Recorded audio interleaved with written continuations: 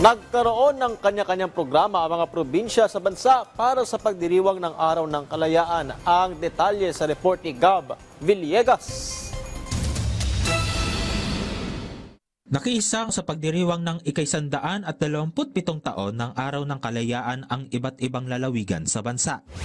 Nakiisa ang mga kawani ng Masbate Provincial Government sa pagdiriwang ng Independence Day sa Masbate Provincial Capital. Binigyan pugay nila ang ating mga bayani at muling binigyan diin ang kanilang pagsisikap na mapaglingkuran ang kanilang lalawigan ng may integridad, pagkakaisa at pagmamahal sa bayan.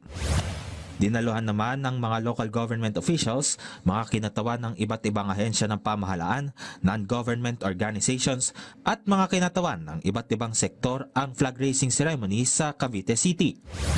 Nagsagawa rin ang lokal na pamahalaan ng Binmaley sa lalawigan ng Pangasinan ng flag raising at wreath laying ceremony na dinaluhan naman ng mga opisyal at kawani ng Binmaley LGU.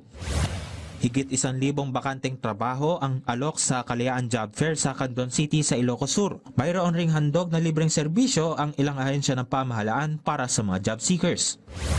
Sa Nabunturan, Davao de Oro, nagbigay pugay naman ang pamahalaang panlalawigan ng Davao de Oro sa ating mga bayani. Nagsagawa ng 21 gun salute ang mga tauhan mula sa Philippine National Police at Armed Forces of the Philippines bilang pagpupugay sa mga nagbigay ng kanilang buhay para sa kalayaan. Nagsagawa rin sila ng ceremonial flag burning sa mga luma at sirang watawat alinsunod sa Republic Act 8491 o ang Flag and Heraldic Code of the Philippines.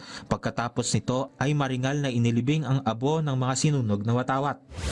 Nakiisa rin ang Bangsamoro Autonomous Region in Muslim Mindanao sa pagdiriwang ng Araw ng Kalayaan ngayong araw. Sa Independence Day message ni BARM Chief Minister Abdul Rauf Makakua, ang kasaysayan ng Bangsamoro ay bahagi ng mas malawak na kwento ng paglaya ng bansa.